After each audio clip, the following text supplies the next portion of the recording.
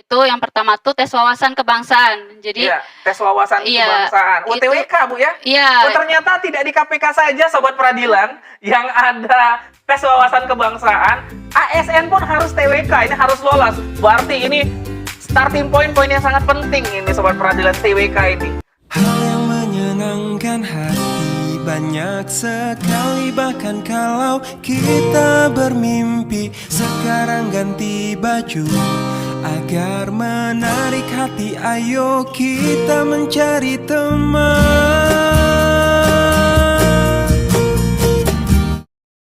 Assalamualaikum warahmatullahi wabarakatuh.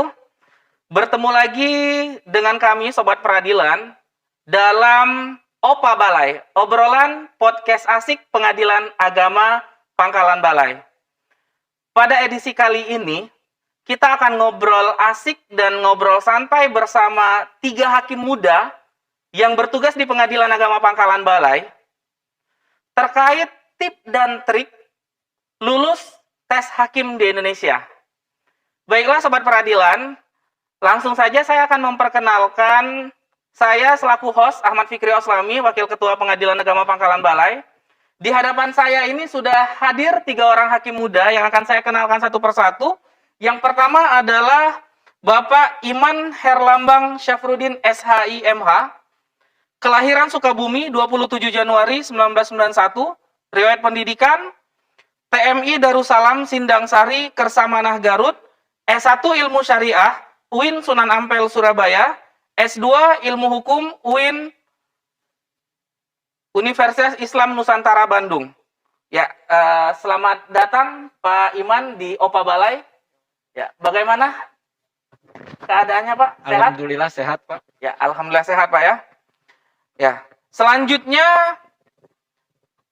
adalah Ibu Hakim muda juga, Ibu Fitriah Sacarina Putri SHI, kelahiran Madiun 18 November 1993, riwayat pendidikan SMA Negeri 5 Madiun, S1 Hukum Bisnis Syariah UIN Maulana Malik Ibrahim Malang.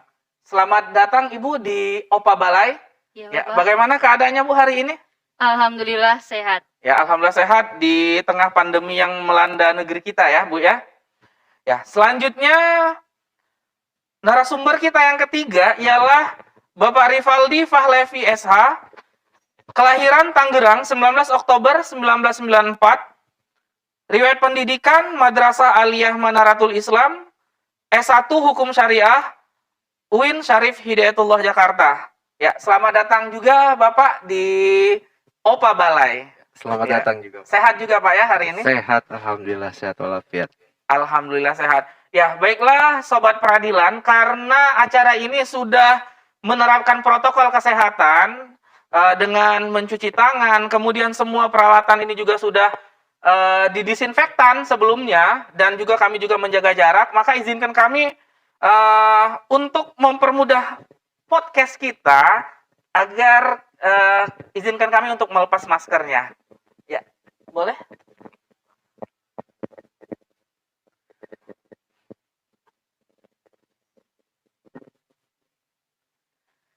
Ya, baiklah. Langsung saja. Tema kali ini adalah tip dan trik lulus tes hakim di Indonesia. Kenapa saya mengambil tema ini sebagai edisi podcast yang kedua ini? Karena memang di tahun 2021 atau tahun ini dibuka kembali pendaftaran penerimaan calon hakim untuk lingkungan Mahkamah Agung Republik Indonesia.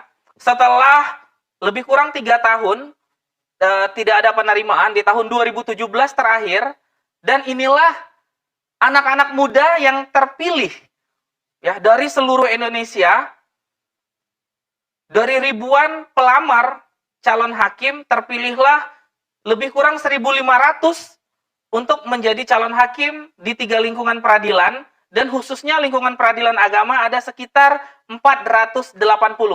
Jadi Bapak Ibu yang ada di hadapan sobat-sobat peradilan ini adalah salah tiga daripada orang-orang terbaik yang terpilih di tahun 2017 menjadi hakim di lingkungan peradilan agama. sehingga ini akan memotivasi para sobat semua yang ada di seluruh Indonesia. Kita akan mengupas seperti apa tip dan triksnya untuk menjadi sharing pengalaman bagi teman-teman semua. Langsung saja saya akan bertanya ini kepada, kita santai saja Bapak Ibu ya, karena ini tema podcast kita ini kan adalah obrolan podcast asik Opa Balai ya. Jadi kita akan berbicara santai terkait tema yang sudah yang akan kita bicarakan pada hari ini. Kepada Bapak Iman ini Pak. Ya, Pak Iman, kalau Bapak sendiri apa yang menjadi motivasi Bapak menjadi seorang hakim ini Pak? Ya. Baik, terima kasih. Motivasi saya sebetulnya bermula ketika masih di bangku kuliah, Pak. Ketika itu, karena saya masuknya sarjana syariah ya, Pak ya, di mana dosen-dosen, civitas akademis yang ada di sana semuanya, kalau ingin kamu jadi hakim, karena itu tujuan utama seorang sarjana syariah. Kalau kita ingin mengamalkan ilmu kita seperti itu. Ketika lulus kuliah pun, motivasi selanjutnya ada di Kiai saya kebetulan lulusan pesantren, selalu dekat dengan Kiai, dan Kiai, karena saya punya prinsip dulu sebetulnya nggak mau jadi seorang PNS itu, Pak. Seperti itu. Nggak mau, karena melihat, karena saya pernah jadi honorer di Pemda, Pak. Saya melihat betapa, saya tuh kok begini gitu. Betapa, ya saya tidak mau sebutkan ya kejelekannya seperti apa, cuman ya gambaran saya sangat jelek waktu itu terhadap PNS itu seperti apa gitu. Tapi dari kiai, dari orang-orang terdekat, keluarga semuanya bilang kalau jadi hakim itu bukan hanya sekedar PNS biasa. Dia berbeda katanya. Jadi kamu coba bismillah, coba dulu, kalau lulus alhamdulillah. Kalau tidak kita coba lagi di lain waktu gitu. Iya. Seperti itu Pak motivasinya. Ya, jadi seperti itu Pak ya. Luar biasa motivasi Bapak. Silakan ini kalau Ibu Fitri sendiri ini bagaimana? Silakan Ibu. Apa motivasi Ibu? Baik. Kalau saya sendiri, kalau dibilang motivasi, sebenarnya dari kuliah pun tidak ada gambaran begitu Pak. Kalau misalnya, oh nanti kelanjutannya ingin menjadi seorang hakim gitu, belum ada gambaran seperti itu. Namun pada saat itu saya masih kuliah S2 saat itu di ekonomi syariah. Lalu ada pembukaan penerimaan seleksi calon hakim di Mahkamah Agung. Lalu dapat share dari teman-teman, terus kata orang tua ya, terutama orang tua ini bilang, ya sudah kamu coba saja, karena ibu saya juga kebetulan seorang pegawai negeri sipil, dan kakak saya juga ada yang pegawai negeri sipil juga, jadi ya sudah kamu ikut saja gitu. Mungkin awalnya agak ragu, tapi bismillahirrahmanirrahim pada saat itu motivasi saya ya untuk membahagiakan kedua orang tua juga ya Pak ya, dengan menjadi seorang hakim ini. Seperti itu mungkin kurang lebihnya. lebihnya. Ya, motivasinya keluarga Bu ya. Betul. Ya. Pak. Silakan ini Pak Rivaldi. Pak, gimana Pak nih? Apa motivasi Bapak ini? Silakan Pak. Oke, baik. Kalau dari motivasi saya Pak ya, itu berawal dari keinginan orang tua, dari anjuran orang tua. Karena orang tua sendiri latar belakangnya PNS keduanya. Terus untuk menurunkan ke anak-anaknya. Nah, akhirnya saya iakan karena termasuk salah satu bakti saya juga kepada orang tua, karena orang tua saya ingin saya menjadi PNS. Nah, kebetulan yang jurusannya pas dan yang diidamkan sama mahasiswa syariah, Pak, itu kan calon hakim, Pak ya. Nah, kebetulan bismillah lah saya coba itu. Kemudian saya pikir lagi, ternyata calon hakim ini juga bisa menjadi media saya untuk belajar, Pak. Karena apalagi calon hakim agama, itu nanti kita belajar lagi nyari dari sumber hukum dari kitab kuning. Nah, itu dari media saya untuk belajar sangat cocok gitu, Pak. Untuk mengulang pelajaran masa lalu, pelajaran di pesantren, pelajaran di kuliah, kemudian juga pelajaran tentang hukum-hukum. Itu yang motivasi yang kedua. Kemudian yang ketiga, karena beranjak dari keinginan orang tua, kemudian yang kedua sebagai motivasi saya juga untuk belajar. Akhirnya saya punya prinsip, Pak. Ketika saya udah terjun ke kerjaan itu saya udah dapat menjadi calon hakim, menjadi hakim, maka prinsip saya harus mencintai sama kerjaan saya. Jadi bukan hanya karena Iya. disuruh saja, tapi ketika saya udah terjun, saya otomatis harus mencintai itu sih, Pak. Iya. Motivasinya. Luar biasa ya. Jadi motivasinya banyak Pak ya.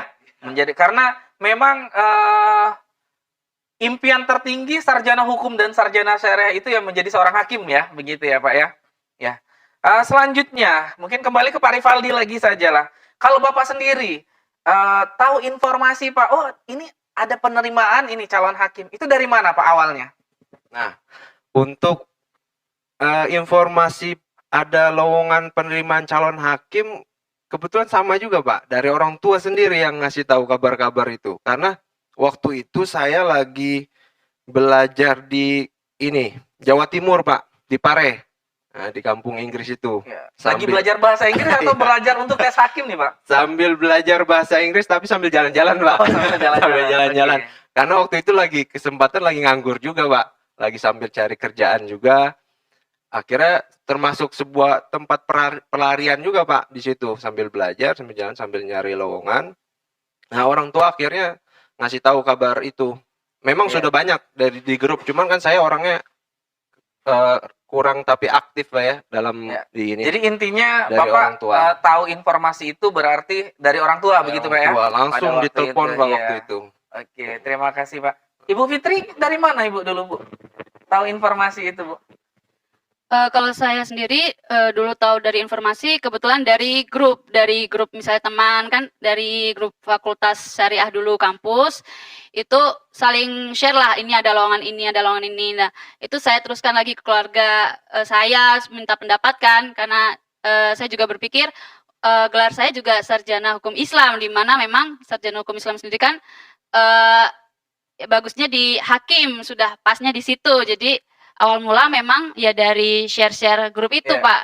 Jadi saya kulik lagi ke website Mahkamah Agung. Iya, berarti dari grup Bu ya? Iya, Berarti Pak. memang luar biasa peranan media sosial ini terkait informasi Bu ya sangat Betul, cepat sekali betul ya. itu ya, Dan Pak. berbagi informasi itu. Iya. Memang ini memang generasi milenial ini anak-anak muda. Oke, kalau Pak Iman sendiri gimana Pak? Dari mana informasinya kalau Bapak? Kebetulan informasinya dari orang tua juga Pak, dari ibu terutama yang sangat ingin melihat anaknya menjadi PNS. Iya. Karena tadi saya sebutkan saya tidak ingin jadi PNS begitu. Makanya waktu itu kan saya masih di pesantren menjadi guru. Saya ngajukan izin kepada Pak Kiai. Awalnya Pak Kiai jadi apa man? Hakim gitu kan? Ya lajulah katanya gitu. Iya. Bismillah. Jadi Diizinkan. Iya, jadi intinya informasi-informasi ya Pak ya. Ya langsung ke Pak Iman kembali ini. Bagaimana Pak prosedur pendaftaran ketika Bapak sudah tahu informasi? Nah, mau mendaftarnya itu bagaimana Pak? Coba mungkin bisa berbagi Pak dengan teman-teman ini Pak yang akan berjuang menjadi seorang calon hakim. Baik Ya, ya, silakan, Pak. untuk teman-teman sobat peradilan ya yang nanti ingin mendaftar. Sebetulnya setiap pendaftaran itu pasti ada perbedaannya Pak. Ketika zaman kami dengan pendaftaran sekarang saya melihatnya ada perbedaan, lumayan perbedaannya. Contohnya mungkin ada bahasa Inggris sekarang ya, ada tes bahasa Inggris. Nah itu di kami tidak ada. Waktu itu untuk memulai pendaftaran sama, kita bikin akun dulu di websitenya Kemenpan RB, saya lupa apa SSCN ya. Waktu itu BKN yang dimiliki oleh BKN, SSCN, di sana kita bikin akun, kita daftar sesuai dengan formasi yang kita inginkan waktu di Mahkamah Agung. Kalau dulu namanya langsung calon hakim, kalau yang tahun ini mungkin analis peradilan. Nah, Ya, seperti itu. analis perkara peradilan, Analis perkara kemudian yang peradilan. akan dijadikan calon hakim. Betul Pak, Iya. begitu. Nah itu karena di tahun 2017 itu merupakan penerimaan pertama setelah moratorium sekitar 7 tahun tidak ada penerimaan. Makanya waktu itu tarik ulur ya Pak ya, ada historinya juga, tarik ulur antara Mahkamah Agung dan Komisi Yudisial. Makanya tesnya juga melalui pendaftarannya melalui maksudnya ke BKN terlebih dahulu, tidak seperti penerimaan calon hakim yang lama, yang dulu-dulu. Mungkin di zaman Bapak langsung di Mahkamah Agung. Kalau kami harus di BKN terlebih Ya, dahulu. berarti Seperti itu. terpusat Pak ya. terpusat seperti penerimaan CPNS atau ASN pada umumnya begitu Pak ya? Betul, Pak. Jadi dia terpusat, kemudian juga sistemnya terintegrasi Pak ya. Betul. Jadi kalau sudah mengikuti tes hakim, tidak akan bisa lagi kita mengikuti instansi lain ya, seperti itu Pak ya? Iya. Ya, tidak ada perbedaan Pak, mungkin syarat-syaratnya begitu Pak. Yang dilengkapi itu ada perbedaan nggak Pak? Syarat-syarat antara mungkin ingin ikutin CPNS dengan CPNS calon hakim begitu Pak. Ada nggak perbedaan syarat? Sepertinya hanya perbedaan kalau dibanding PNS yang lain ya Pak ya, CPNS lain mungkin nanti perbedaannya ketika lulus dari SKD yang kompetensi dasar ya. Kemudian nanti ada namanya tes yang kedua itu yang kompetensi lanjutannya yang Itu TKB. mungkin nanti Pak, ini pertanyaan saya selanjutnya akan ada tahapan tes Pak ya. Mungkin ini kita terkait ini dulu saja, terkait pendaftaran Pak, begitu. Iya. Kalau secara pendaftaran mungkin tidak berbeda, makanya berbeda, tadi ya? berbedanya cuma di TKB-nya itu saja nanti di tes keduanya Pak, karena tes yang pertama itu hampir sama semua formasi CPNS tuh. Mau di kementerian apa, di lembaga apa sama Pak, seperti itu. Ya, mungkin ada tambahan ini dari Ibu Fitri atau Pak Rivaldi ini terkait prosedur pendaftaran ini Pak, yang sudah mungkin ada? Kalau prosedur pendaftaran sendiri, mungkin yang saya lihat beda nih Pak, ada tes TOEFL ya, di mana kalau yang Untuk sekarang ya, iya, ya?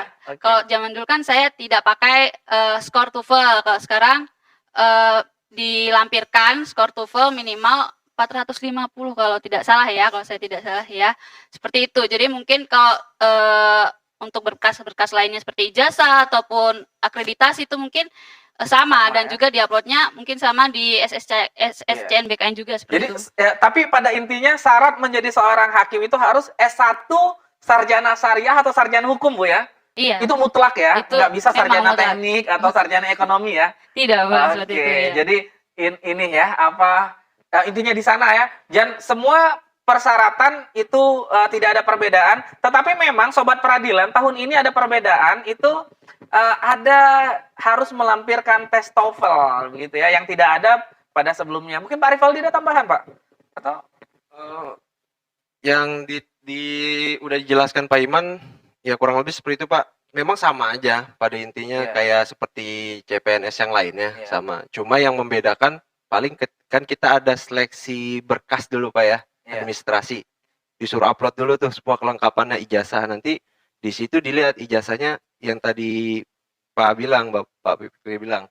Kalau dilihat sarjananya bukan yang hukum atau bukan syariah, itu nanti dari seleksi administrasi aja udah. Berarti setelah itu kan ada tahapannya Pak ya? Mm-mm. Ada tahapan penerimaan, kemudian setelah ditutup tahapan penerimaan itu, kemudian akan ada proses verifikasi berkas. Iya Pak. Begitu ya? Ada proses verifikasi berkas, kemudian nanti ketika berkas Bapak sudah lengkap, kemudian akan menerima notifikasi begitu. Dikeluarin Pak, nanti ada pengumuman yang Ada pengumuman. lolos seleksi berkas. Oh, Nah, begitu. tapi di situ banyak kadang yang udah seneng, udah upload, oh saya udah lulus.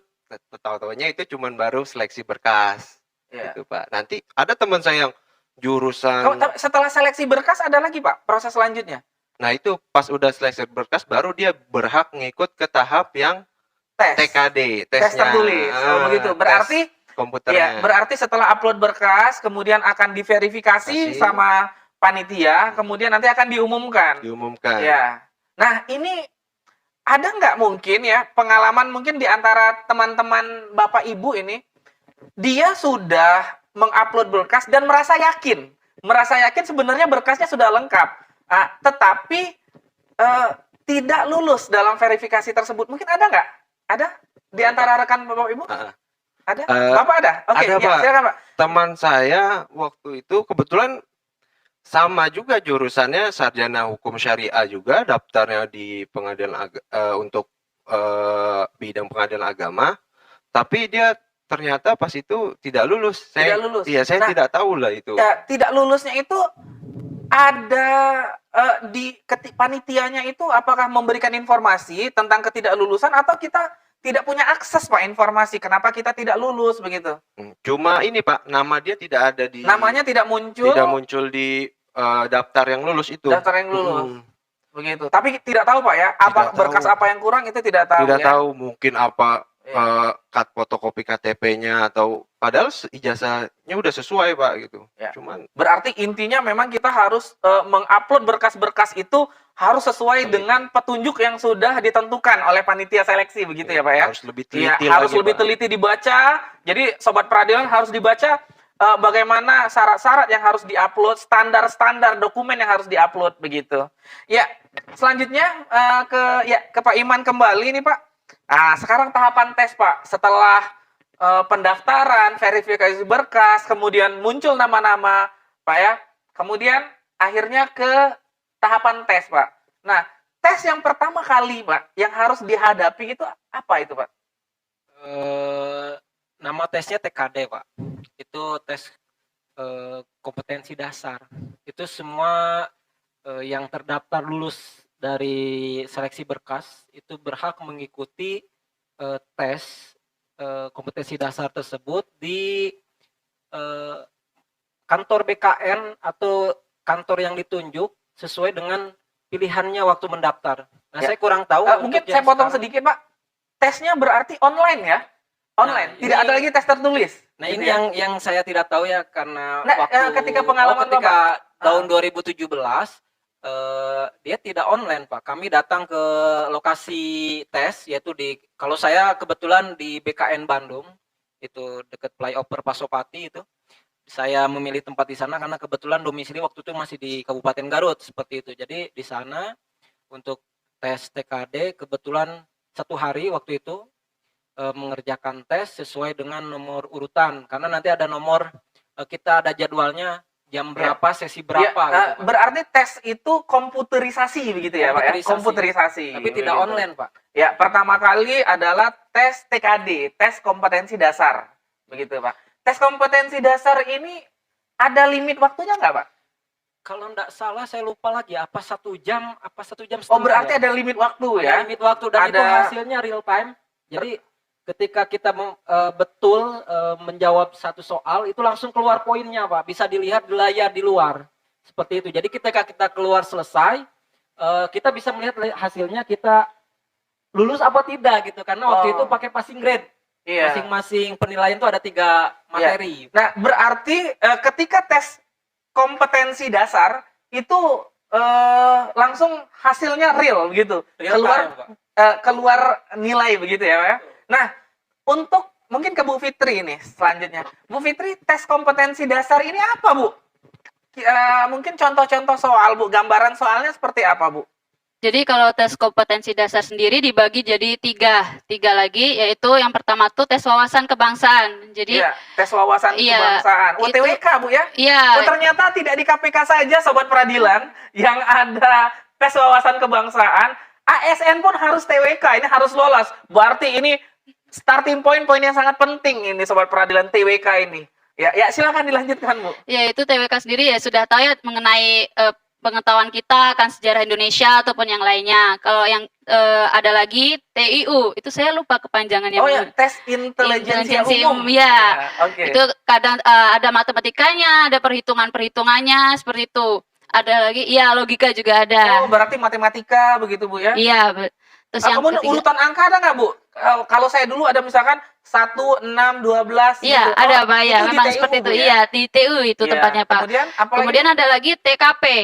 TKP tes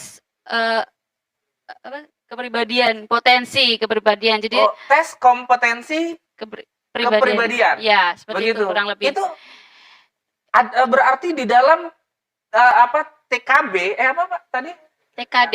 TKD itu komponennya ada 3. Betul. Ada TWK, tes wawasan kebangsaan, kemudian ada TIU, tes intelijensia umum, dan ada TKP, TKP. tes kepribadian. Iya. Gitu Iya, ya? iya.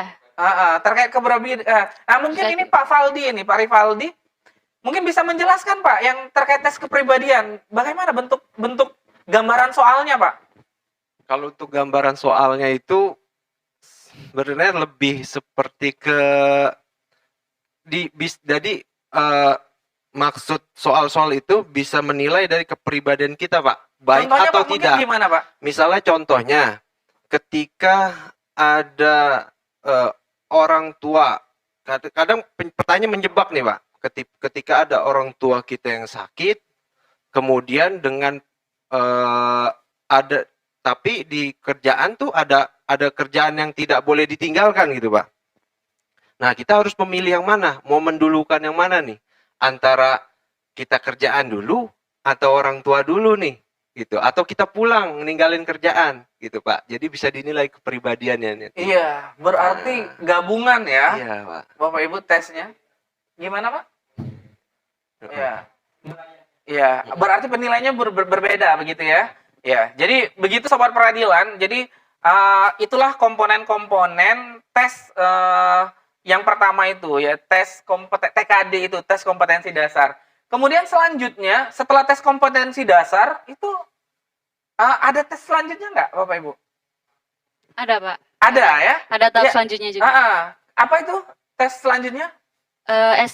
TKB, ya, TKB, SKB ya. TKB ya, tes Iya, kompetensi tes bidang. bidang ya. Oh, baik. Tes kompetensi bidang. Betul, Nah, Pak. Ya, tes kompetensi bidang ini dilaluinya setelah kita lulus TKD, ya, seleksi kompetensi bidang, ya, SKB. SKB ini dilalui setelah kita lulus TKD itu diumumkan atau bagaimana prosesnya, Bu? Baik, kalau SKB sendiri ketika nilai kita yang pertama itu SKD diumumkan. Jadi kalau misalnya kita, tapi dalam mengerjakan SKD pun kita juga udah tahu kita apakah kita lolos atau tidak, karena kan nilainya langsung keluar ya Pak ya. Jadi setelah lolos itu lanjut terus ke SKB. Tapi kalau misalnya kan kita ada dua ya Pak, ada cum laude dan umum. Nah kalau di misalnya saya sendiri kan umum, jadi harus passing grade, tiap SKD itu passing grade harus terpenuhi Ya. untuk bisa lulus ke SKB seperti itu. Passing grade-nya berapa, Bu? Kalau tidak salah ya untuk TWK sendiri 75. Nggak, mungkin total, Bu. Bisa ditotal nggak? Biasanya total passing grade nggak? Tidak, itu per seperti itu Pak. Iya. Baik. Mungkin ada tambahan. Mungkin ada tambahan, Pak? Betul Pak, jadi hati-hati sobat peradilan ini karena banyak sekali pendaftar tuh yang tidak lulus waktu SKD ini karena tidak mengetahui bagaimana proses penilaiannya. Karena penilaian SKD sendiri itu kan pakai passing grade. Tapi setiap tahun itu berbeda pengaturannya. Kita harus mengacu kepada surat yang dikeluarkan oleh Kemenpan RB. Jadi sobat peradilan ya harus memperhatikan itu untuk tahun 2021. Mungkin begini Pak, mungkin ketika itu misalkan batasan passing grade-nya itu misalkan ya itu 470 misal ya, total ya, misalkan 470 totalnya. Nah, apakah semua peserta seleksi yang memenuhi passing grade itu semuanya diikutkan untuk SKB atau ada ranking, Pak? Tidak, Pak. Jadi kalau pada saat kami seleksi, jadi ketika salah satu komponen nilainya di bawah passing grade, dia tidak lulus. Contoh misalkan ketika TWK nilainya di atas passing grade, nilai TKP misalkan di atas passing grade, tapi nilai TIU di bawah passing grade, dia tetap tidak lulus. Nah, gitu. Itu kita tahu tidak lulusnya itu setelah tes langsung. Iya, begitu, real time ketika itu. Real time berarti ada tulisan di komputernya itu Anda lulus begitu ya? Atau Betul, gimana? ada lulus. Ada Ada keterangannya lulus. Oh, lulus begitu. Begitu. Ya. Baik. Nah, berarti ketika lulus begitu ya, itu berhak untuk mengikuti SKB, Betul, Pak. seleksi kompetensi bidang. Itu. Jadi sobat peradilan harus sangat hati-hati ketika mengerjakan SKD, seleksi kompetensi dasar ini karena memang di sanalah penyaringan yang paling banyak itu, Pak. Iya. Betul, di sana itu, Pak. Iya, jadi sobat peradilan ini memang SKD ini ya di tahun 2017 itu ada 40% ya mempengaruhi kelulusan. Jadi komponennya adalah tes intelijensia umum, itu passing grade-nya itu nilainya 80 minimal, kemudian TWK tes wawasan kebangsaan itu harus punya nilai minimal 65 dan TKP tes kepribadian itu 165. Jadi totalnya mungkin sekitar 550. Berarti itu adalah batasan minimal untuk lolos begitu. Tapi satu hal, Pak, Iya. yang harus diperhatikan sobat peradilan itu harus betul-betul membaca peraturan yang diterbitkan oleh Kemenpan RB karena itu. Iya, Harus menjadi patokan gitu, apakah ketika salah satu nilai passing grade-nya tidak memenuhi apakah dia masih bisa lolos. Nah, itu yang harus, karena tiap tahun berbeda. Iya, berarti seperti harus itu. tetap update begitu Harus Pak tetap ya. update gitu. Iya. Kemudian mungkin ke Pak Rivaldi ini selanjutnya. Setelah lulus TKD Pak ya, kompetensi dasar lulus, kemudian Bapak proses selanjutnya itu SKB. Itu SKB-nya itu di hari itu juga Pak atau di hari lain Pak? Untuk SKD itu di hari SKB lain. Pak, seleksi kompetensi bidang Pak. SKB ya. Iya. Itu ada yang bilang TKD, ada yang TKB, Pak. Iya. Ada yang pakai S, ada yang T. Iya, Sama aja sebenarnya, seleksi atau tes. Terkait kompetensi Nah, bidang. Terkait kompetensi bidang ini dia terbagi lagi, Pak. Ada yang Enggak, maksud saya gini Pak. Apakah di hari yang sama kita tesnya itu pelaksanaannya atau kita harus menunggu di kemudian hari Pak untuk jadwal pelaksanaan tesnya? untuk jadwalnya itu misah, Pak. Nggak di hari yang sama. Jadi pas hari itu nanti langsung terbuka di situ di komputer tempat kita tes TKD yang awal itu. Anda berhak mengikuti ke tahap selanjutnya. Iya. Nah, itu ada bacaan itu. Kemudian nanti Nah, kita tahapan tunggu. selanjutnya Pak, berapa Nunggu. lama dari lulus itu Pak? Itu berapa lama ya? Saya agak lupa itu. Lumayan lama Berarti juga waktu itu. cukup lama ya. Iya, Pak. Berarti ada spare waktu. Spare waktunya. Berarti ada spare waktu ya untuk mempersiapkan ke SKB begitu. Iya. Nah, lanjut kita ke SKB tadi Pak, kompetensi bidang atau TKB lah ya istilahnya. Nah, itu materinya apa saja Pak tadi? Silakan Pak. Materinya itu dibagi ada wawancara, ada psikotes sama CAT, Pak. Jadi ada kompetensi bidang yang sama seperti TKD awal. Ada yang komputer lagi nanti. Ketika kita pertama itu kalau nggak salah, tapi itu beda-beda, Pak. Ada yang gelombang pertama yang wawancara dulu, ada yang psikotes dulu. Kalau saya waktu itu kebetulan wawancara dulu. Iya, berarti sudah sudah ditetapkan Pak ya? Iya. Berarti ditetapkan ada yang tes wawancara, kemudian Psikotes, psikotes, kemudian CAT lagi CAT. seperti sama. Nah, kalau CAT-nya berarti komputerisasi juga Pak ya? Iya. Komputerisasi. Kemudian kalau untuk psikotes Pak, komputerisasi juga atau gimana Pak? Di dalam psikotes itu nanti sama seperti hal-hal PNS yang lain, Pak. Jadi Psikotesnya maksudnya komputerisasi juga Pak? enggak, psikotes waktu zaman kita itu enggak komputerisasi. Di mana Pak? Manual. Waktu itu di gedung mana saya ya? Saya lupa lagi Pak waktu itu. Soalnya misa-misa, Pak. Oh, begitu. Gedungnya Berarti tapi CAT-nya tetap di tempat ketika kita tes BKN di BKN ya, CAT-nya semua. ya, Kalau, CAT yang iya. kemudian setelah CAT baru ada tes Psikotes, ada kemudian wawancara. ada wawancara juga. Mungkin kita satu persatu ini Pak. Pertama kali mungkin kita ke ini ya, ke mana? CAT Pak ya. Iya. Di CAT itu materinya apa saja Pak? Nah, itu kan sesuai Pak namanya ke kompetensi bidang. Jadi sudah masuk benar-benar ke bidangnya itu, Pak. Ke bidang fokusnya bagaimana menjadi Iya. seorang hakim gitu ya, Iya. pengetahuan hukum Pak ya. Pengetahuan hukum. Waktu itu malah saya ditanya soal-soal jinayat itu, Pak. Ada soal-soal ekonomi syariah kalau yang untuk hakim agama itu udah masuk. Berapa soal Pak? Masih ingat nggak Pak? Berapa soal ya waktu itu ya? 50 kurang lebih ya. 50 Iya, soal. 50-an. Dan itu dijawab secara komputerisasi. Dijawab secara komputerisasi. Dijawab. Dan yang saya ingat, Pak, CAT itu bisa dikontrol, Pak. Jadi kayaknya online sih dia. Bisa dikontrol di bawah itu, Pak. Jadi yang orang-orang yang panitia di bawah kan saya itu Mungkin di lantai jaringan berapa? internal ya. Real time juga. Tapi Gitu. ada kawan saya bilang bisa ngakses di rumah, bisa tahu dia langsung ini udah nama ini udah ngerjain soal berapa soal. Oh gitu. Terus udah ngerjain poinnya udah berapa. Dia Iya. bisa tahu. Cuma itu waktu itu diceritakan sama kawan Oke, saya sih, iya. seperti Mungkin itu nanti kita bahas Pak ya. Berarti tadi kita fokuskan tadi ke CAT ya. Jadi CAT itu isinya adalah informasi pengetahuan hukum begitu ya. Sudah fokus untuk penjurusan bagaimana pengetahuan seseorang itu menjadi seorang hakim. hukum formilnya, hukum materialnya, begitu Pak ya, ditanya. Ya, kemudian mungkin ke Bu Fitri, setelah CAT Bu, kemudian ada lagi namanya tes psikotes Bu ya. Betul. Psikotes ini apakah komputerisasi atau memang ada lembaga khusus yang yang Bersama mengujinya? dia. Iya, Bu.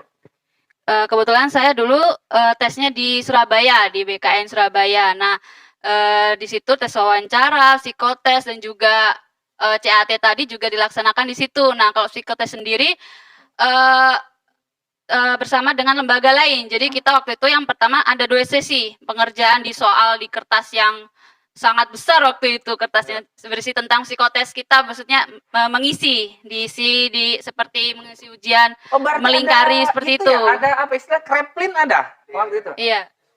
Tes koran Tes ya. koran ya? Iya. Iya. Seperti itu.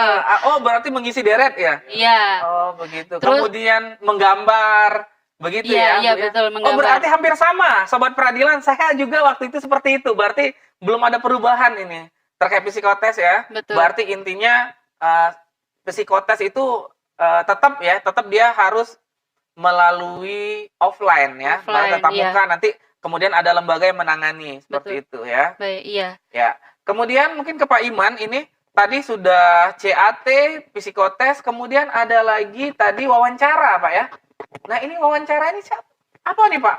Baik, jadi wawancara ini memang disesuaikan sesuai matra peradilannya, Pak. Jadi kalau kami di peradilan agama, wawancara di sana selain dari sisi hukum umum positif ya yang berlaku di Indonesia, juga ditanya terkait tes baca kitab kuning. Nah, ini walaupun ya sobat peradilan di surat surat pendaftaran sekarang ya tidak tercantum di sana syarat baca kitab kuning untuk pengadilan agama, tetapi nanti ketika wawancara pasti itu akan muncul. Itu yang wawancaranya Pak berapa orang Pak?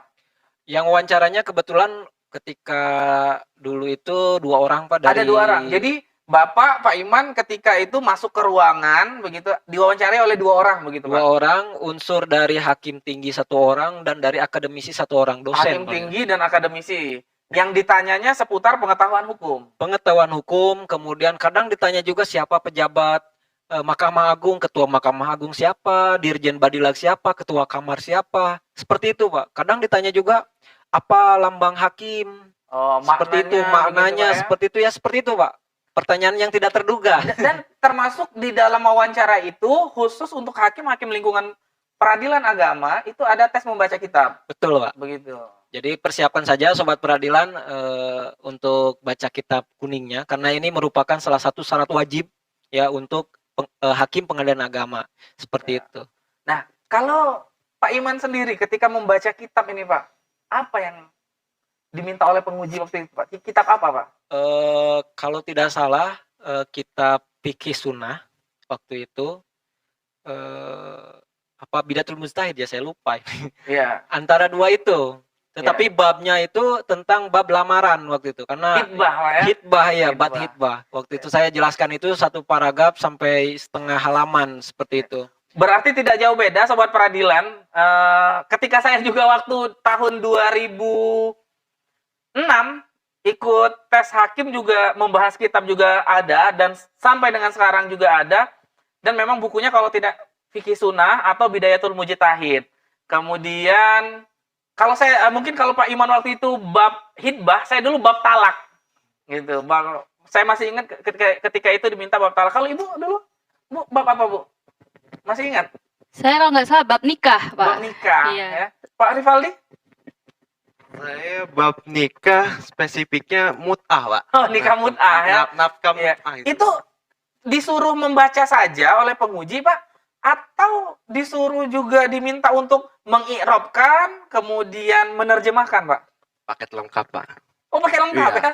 Suruh baca dulu, terus mungkin kalau udah bagus cepat langsung dia kalau ngeliat kita bagus bacanya langsung dia minta ke makna i'rab. Tapi kalau misalkan agak belepotan dilihat dulu baca terus, kemudian setelah itu terjemahkan, habis terjemahkan ditanya maknanya maksudnya apa sih gitu kan yang kamu Iya. baca gitu. Kalau Ibu gimana, Bu? Sama Pak, kurang lebih juga seperti pakai itu lengkap ya, Iya, berarti memang. membaca i'rab makna Terjemahannya, begitu iya. ya. Tergantung ya, maksudnya kan setiap tes kan ada tahapan. Kalau misalnya SKD mungkin persiapannya ya mempelajari soal yang berkaitan dengan SKD. Dan juga bisa juga mencoba di cat.bkn. Jadi kayak simulasi Pak, bisa belajar dari situ. Jadi bagaimana cara mengisi SKD tersebut bisa benar. Karena ada kasus juga nilainya 0 karena belum mengetahui bagaimana untuk mengisi SKD tersebut ya. Jadi bisa untuk latihan juga. Berarti harus banyak berlatih Bu ya. Iya, terus Banyak berlatih. baik kalau SKB sendiri tergantung dia, kalau misalnya tes bidang hukum juga belajar dari mengumpulkan dan membaca juga masalah persoalan hukum, juga masalah hukum. Terus kalau psikotes itu yang disiapkan mood kita Pak, karena kan psikotes dari pagi sampai sore, jadi mood itu harus terjaga dengan baik gitu, Dengan seperti baik, itu. gitu ya. Terus selanjutnya kalau wawancara ya mungkin kita belajar, mungkin kalau saya kemarin memang sempat belajar kitab seperti itu ya Pak, sama Dan jangan teman saya. grogi Bu ya. Iya, kalau wawancara jangan ya. grogi, Iya. seperti itu mungkin. Oke, Pak Faldi Pak, gimana? Ada Pak tambahan yang harus dipersiapkan? Silakan. Selain berlatih, banyak-banyak berlatih, ya itu kan banyak sekarang Pak buku-buku untuk tes CPNS itu di Gramedia, itu saya waktu itu beli, itu persiapan saya. Kemudian ada juga kadang tes simulasi yang tadi dari Bu Fitria itu ada dari salah satu senior kita, hakim kita, Pak Faisal kalau salah waktu itu datang ke kampus saya di Jakarta, membuka pendaftaran untuk Oh, simulasi bimbingan online gitu ya Pak. Iya. Akhirnya dia buka itu terkait tes. Iya. Sampai ban Silakan. saya dikempesin di samping gedung BKN itu Pak. Kayak saya kan tesnya di Jakarta Pusat itu, Cililitan.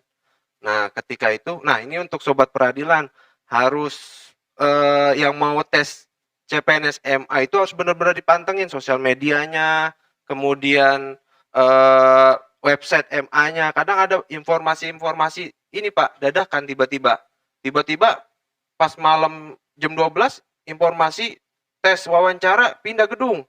Pagi-pagi tahu-tahu orang-orang udah pada numpuk di BKN Pak. Iya. Akhirnya kelimpungan tuh pada. Berarti harus update informasi nih Iya. sobat peradilan, karena memang ini 3 orang hakim muda ini lulus dari 3 tempat yang berbeda ya. Informasi Pak Rivaldi ini lokasi tesnya di Jakarta Pak ya. Kemudian Ibu Fitri ini lokasi tesnya di Surabaya, dan Pak Iman lokasi tesnya di Bandung. Jadi ada 3 lokasi tes ini. Jadi mewakili 3 lokasi tes yang ada. Jadi seperti itu ya. Jadi sobat peradilan pada intinya memang harus up to date dengan informasi yang ada terkait seleksi ini ya. Karena memang sekarang zamannya sudah zaman media sosial semua, Mahkamah Agung sudah ada Pak ya. Twitternya ada sobat peradilan di @mahkamahagungri, kemudian di Instagramnya juga ada, kemudian di Facebooknya juga. Jadi silakan update, dan juga di websitenya. Jadi sering-sering memang harus update lah, harus melek teknologi gitu ya Bapak Ibu ya. Nah, ya. Ya, dengan catatan harus mengikuti yang official. Sama ini Pak, trik yang paling jitu menurut saya juga harus pelajarin trik mana soal yang lebih dulu gitu Pak. Soalnya ada teman saya, dia fokus di TIU aja, ya kan? Karena hitung-hitungan dia bisa udah belajar. Tapi pas yang TIU TWK itu bagus Pak, dia lulus. Ternyata pas di TKP, padahal TKP kan soalnya itu cuma kepribadian Pak ya, nggak perlu mikir ngitung-ngitung gitu. Mudah lah waktu zaman saya itu. Akhirnya kehabisan waktu di situ Pak. Nah trik-triknya itu, kalau saya dulu, saya lihat soalnya udah panjang banget, langsung saya cepat. Iya. Berarti karena tes ini ada limit waktunya, berarti sobat peradilan ini harus bisa mengatur waktu ya, begitu. Jadi ada limit waktu. Kemudian berapa soal yang memang harus dijawab pada waktu itu, nah ini harus bisa diatur, begitu Pak ya? Ya silakan langsung Pak ke closing. Jadi closing statement untuk sobat peradilan ya, tetap semangat menghadapi tes yang ingin ikut terutama ya. Jadi tetap semangat, terus persiapkan diri dengan sebaik mungkin, jangan sampai ketika sudah pada hari H kita banyak ketertinggalan gitu, materi banyak yang belum dibaca. Jadi persiapkan itu sebaik mungkin gitu, seperti itu Pak. Jadi persiapannya harus betul-betul matang untuk ikut ini. Terima kasih. Silakan ke Ibu Fitria. Ya, kalau dari saya buat sobat peradilan mungkin ketika ada kesempatan ini manfaatkan sebaik-baiknya. Jadi usahakan sebaik-baiknya. Jadi jangan sia-siakan ketika ini ada kesempatan pembukaan untuk nanti calon hakim, maka ya jangan ragu-ragu. Niat itu ditata, lalu belajar dan juga berlatih dan diambil kesempatannya seperti itu, Pak. Jadi jangan dilewatkan gitu, Jangan Pak. dilewatkan kesempatannya. Silakan Pak Rivaldi, Pak. Closing statement-nya, Pak. Ya kalau dari saya luruskan niat dulu Pak untuk jadi calon hakim itu niatnya untuk apa itu. Luruskan niat dulu, kemudian ketika sudah jadi hakim cintailah pekerjaan kita secita-mukan. Dan jadilah kita sebagai pejuang-pejuang keadilan gitu Pak. Ya. Mungkin dari saya itu. Jadi itu ya sobat-sobat peradilan ya, sudah kita dengarkan tip dan trik menjadi lulus untuk menjadi hakim di Indonesia. Jadi sudah banyak kita sharing pengalaman, kemudian sharing pengetahuan dan berbagi semuanya terkait tes menjadi seorang calon hakim. Jadi intinya bahwasanya ketika sobat peradilan memang sudah ingin menjadi seorang calon hakim, maka luruskan niat, kemudian fokus, karena memang benar kesempatan tidak datang dua kali. Menjadi seorang hakim di Indonesia ini tidak seperti menjadi seorang ASN di beberapa kementerian atau lembaga. Karena menjadi seorang calon hakim ini tidak setiap tahun ada. Ini saja kalau sobat peradilan untuk diketahui, setelah tahun 2011 terjadi moratorium, kemudian ada lagi penerimaan calon hakim di tahun 2017, kemudian 3 tahun berselang tidak ada, di tahun ini di 2021 baru ada penerimaan, memang dengan sistem yang berbeda sekarang, namun pada dasarnya sistem tesnya ya seperti yang sudah kita obrolkan di podcast kita pada hari ini. Jadi terima kasih Pak Iman, Ibu Fitri, dan Pak Rivaldi sudah hadir di OPA Balai, obrolan podcast asik Pengadilan Agama Pangkalan Balai. Terima kasih sudah berbagi pengalaman dengan sobat-sobat peradilan di seluruh Indonesia. Kami ucapkan selamat bertugas, Pak, tetap jaga integritas sebagai seorang hakim. Dan itu saja kami tutup podcast kita pada hari ini. Wassalamualaikum warahmatullahi wabarakatuh.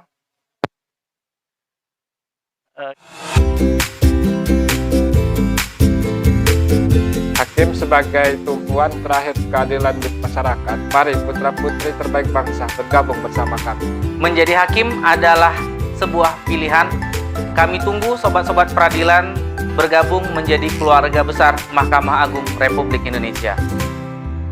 Untuk sobat peradilan, bagi yang ingin mendaftar tes calon hakim, selain mempersiapkan belajar bidang hukum yang giat, selain itu pula harus mempersiapkan mental, karena mental itu sangat diperlukan ketika nanti kita sudah terima, siap ditempatkan di mana saja, dan itu harus siap jauh dari orang tua, teman yang biasa kita nongkrong di rumah, atau saudara-saudara kita, maka itu sangat-sangat dipersiapkan untuk hal tersebut. Bagi kawan-kawan yang ingin ikut tes calon hakim, persiapkan diri dengan sebaik-baiknya, tetap tawakal, selalu berdoa, dan tetap semangat. Jayo! Untuk sobat peradilan, ambil kesempatanmu sekarang untuk menjadi calon hakim selanjutnya. Teruskan niat, kuatkan tekad, dan tetap semangat. Untuk seluruh rekan-rekan yang akan mendaftar tes hakim nanti ke depannya, tetap terus belajar, persiapkan diri. Pokoknya percaya dan yakin bahwa usaha itu tidak akan mengkhianati hasil.